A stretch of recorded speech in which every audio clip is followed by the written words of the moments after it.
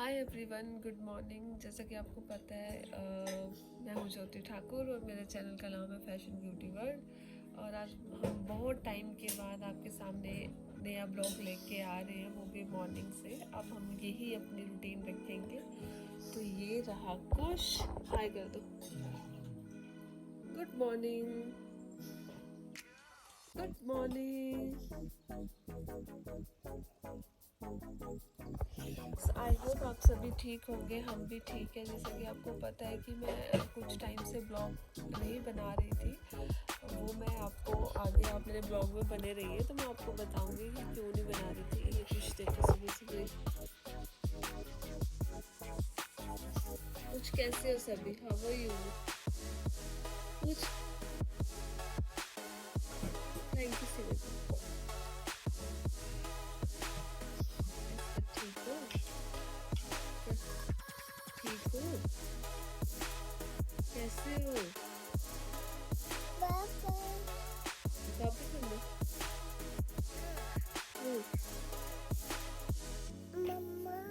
जी।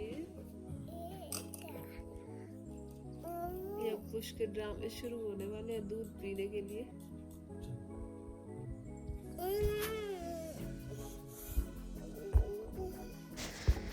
हमारी मॉर्निंग हो चुकी थी, हम निकल चुके थे और रास्ते में हमने जो था वो दर्शन करने थे। तो हम लोग वहाँ पे हमने अपनी गाड़ी को साइड में पार्क किया और यहाँ पे वैरावली माता, जैसे कि जो चंबा के लोग हैं वो तो जानते ही होंगे वैरावली माता के बारे में। तो क्यों ना हमने सोचा कि यहाँ पे हम वैरावली माता के दर्शन कर रहे हैं। तो जैसे कि आप मेरे ब्लॉग में देख रहे हैं, यहाँ पे मैं वैरावली माता के दर्शन करने के लिए गई थी। मैं और चिंता और कुछ के पापा जो थे वो गाड़ी में ही रुक गए थे। और यहाँ पे हम आप देख रहे होंगे वैरावली माता के दर्शन करने के लिए सबसे पहले मैं गई। और काफ़ी मान्यता है वैरावली माता की, जैसे कि हम लोग सुनते आ रहे हैं। चोंडी माता जो है हमारे, वो वैरावली माता के सिस्टर है। तो वो वैरावली माता अपनी बहन के साथ मिलने के लिए हर साल इसी टाइम पे आते हैं। तो काफ़ी जब ये माता रानी आते हैं तो काफ़ी तूफ़ान, बारिश, जैसे कि आजकल वेदर आप देख ही रहे होंगे। तो ये सारी चीज़ें वैरावली माता अपने साथ लेके आती है। हमने तो ऐसा ही सुना है। अगर किसी को ज़्यादा पता है तो प्लीज़ हमें ज़रूर बताएं कमेंट सेक्शन में कि क्या क्या होता है। आप भी मेरे ब्लॉग के ज़रिए वैरावली माता जी के दर्शन कर लीजिए। और देन उसके बाद हम लोग निकल गए थे अपने सैलून के लिए। और ये आप देख सकते हैं, हम लोग पहुंच गए अपने सैलून में और जाते ही हम एक पेम्परिंग क्लास ली थी, जहाँ पे हमने अपने स्टूडेंट्स को सोशल नेटवर्किंग के बारे में बताया था कि किस तरह से आप अपने काम को सोशल नेटवर्किंग के थ्रू कैसे बढ़ा सकते हैं, किस तरह से आपको सोशल नेटवर्किंग का यूज़ करना है, किन किन चीज़ों के लिए करना है, ये सारा हमने डिटेल्स में बताया था। आपको मैं बता दूं कि हमारे कोर्सेज़ जो रहते हैं वो 3 मंथ, 6 मंथ और 1 ईयर के रहते हैं। अगर आपको ज़्यादा डिटेल्स जाननी है तो हमारे इंस्टा पे, फेसबुक पे, गूगल पे, हमारे पेज पे, हर जगह पे हमारे नंबर जो है वो मेंशन किए गए हैं। आप हमें कॉल करके और ज़्यादा डिटेल्स में कोर्सेज़ के बारे में पूछ सकते हैं।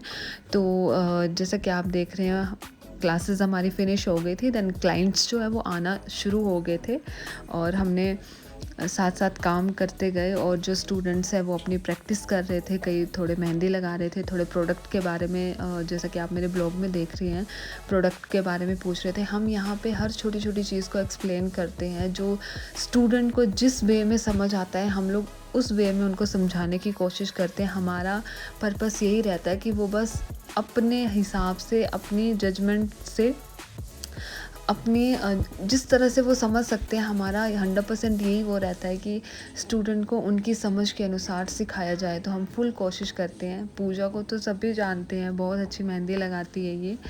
और ये स्टूडेंट्स के ऊपर मेहंदी लगा रही थी। और आज जो था वो वैष्णो जी की एनिवर्सरी थी। तो यहाँ पे आप देख सकते हैं, इन्होंने बहुत अच्छी मेहंदी लगवाई थी। और मेरे स्टूडेंट्स काफ़ी अच्छी मेहंदी लगाते हैं, आप जैसा कि मेरे ब्लॉग में देख रहे हैं। अगर किसी को मेहंदी की डिटेल्स चाहिए होगी तो वो भी हमें कॉल करके डिटेल्स ले सकते हैं मेहंदी के रिगार्डिंग। आगे हमारे जो है सीजन्स शुरू होने वाले हैं वेडिंग का। और यहाँ पे वैष्णो जी की तरफ से हमें लंच करवाया गया था मोमोज़ का। So thank you so much Vaishno ji, हमें लंच करवाने के लिए। और यहाँ पे मीनाक्षी की तबीयत तबीयत ठीक नहीं थी तो उसने मना कर दिया था मोमोज़ के लिए। तो आप बने रहिए मेरे ब्लॉग में और देखते रहिए। हम लोगों ने बहुत अच्छे से मोमोज़ जो हैं वो एंजॉय किए।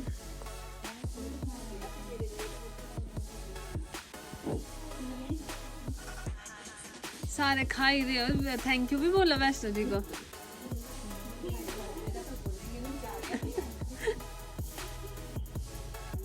मिर्ची नहीं खाओ पूजे।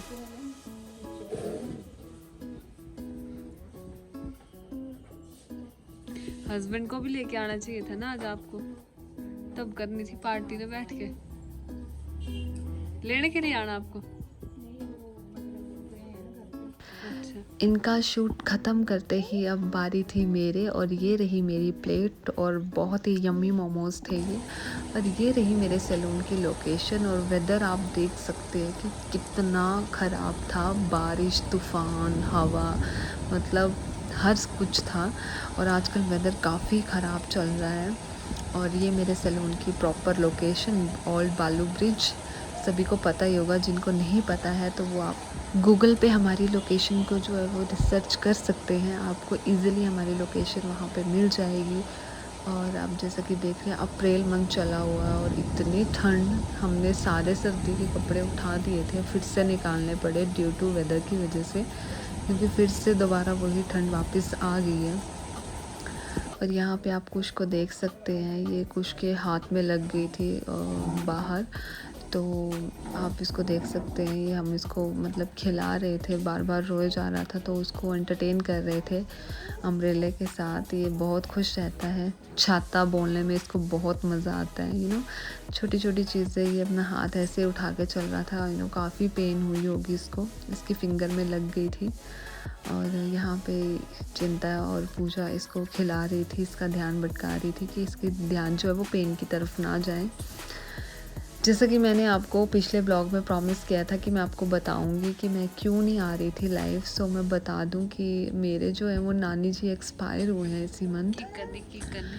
तो बस थोड़ा सा हम लोग डिस्टर्ब हो गए थे। आप सभी को पता है कि हमारी लाइफ का एक पार्ट चला गया है, तो उस चीज़ से हम लोग बहुत डिस्टर्ब थे।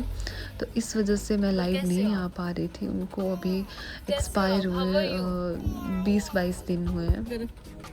तो काफ़ी टफ़ टाइम था हमारे लिए, क्योंकि नानी का तो सभी को पता ही है। तो ज़्यादा नहीं मैं इसके बारे में एक्सप्लेन करूँगी, क्योंकि बहुत अटैच थी मैं अपनी नानी के साथ।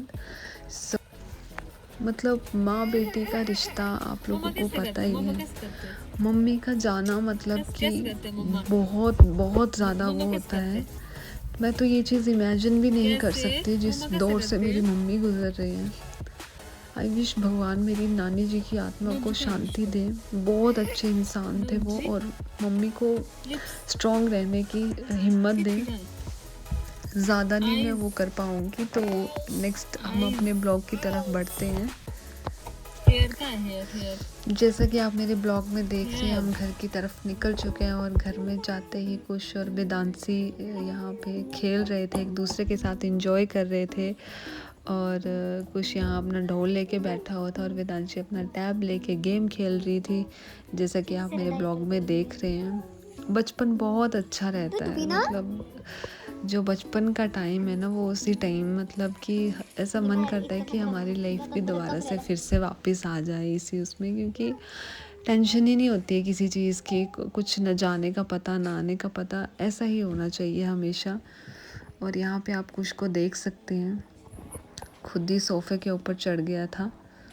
और यहाँ पे ये दोनों खूब सारी मस्तियाँ मार रहे हैं, क्योंकि आजकल आपको पता ही है कि वेदांशी भी घर पे आई हुई है, तो खूब सारा एंजॉय करते हैं, एक दूसरे को खूब सारी कंपनी देते हैं, खेलते हैं साथ में।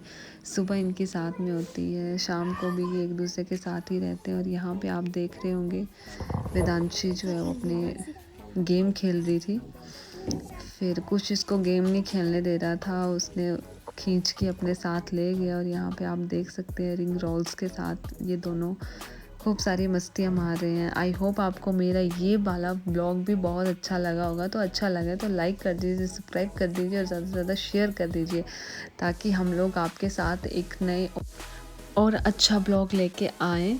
क्योंकि आप लोगों की सपोर्ट की वजह से ही हमें आपके इतने प्यार मिल रहा है कि इतना जल्दी जल्दी सब कुछ वो हो रहा है। ये तो हम लोग डेली अपडेट नहीं हो पाते हैं, बट फिर भी आप लोगों का प्यार देख के मन करता है कि डेली आपके साथ कोई अच्छी इंटरेस्टिंग स्टोरी लेके अपने ब्लॉग को लेके आते रहें।